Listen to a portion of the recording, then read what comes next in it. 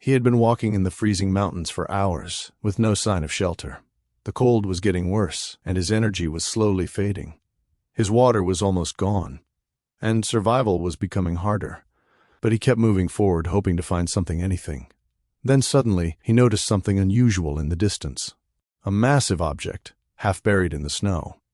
As he climbed higher, the shape became clearer. It was a crashed airplane, lost in the mountains. He walked closer, unsure of what he would find inside. The entrance was open, dark, and filled with snow.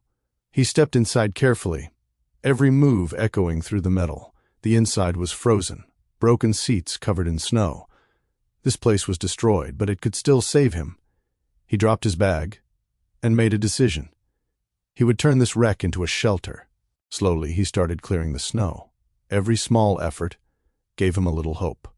Piece by piece, the space became usable. He gathered materials scattered around. This was just the beginning of his survival. He sat down for a moment, thinking about his next move. The cold air still filled the plane, snow drifting inside. He knew this place wasn't safe yet, so he started gathering anything useful around him. Broken pieces, wood, metal, anything that could help.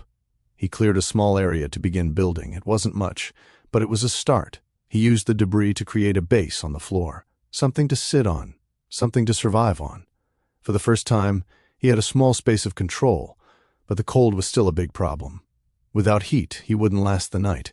He gathered dry materials carefully. Every piece mattered now. Then he prepared a small fire setup. One spark could change everything. He tried again, and again, until finally, the fire came alive. The warmth slowly spread through the cold air. For the first time, he felt a little safe. For the first time, he felt a little safe. He needed water and energy, so he turned to the only source around him. Snow, cold but life-saving. He collected it carefully and placed it near the fire to melt.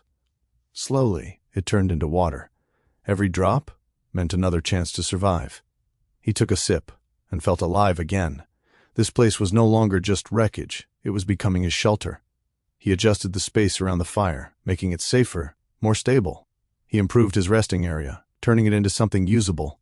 The storm outside continued, relentless, but inside, he had control now. A small fire, a place to rest, a will to survive, lost in the mountains, but not defeated. Tonight, he survived.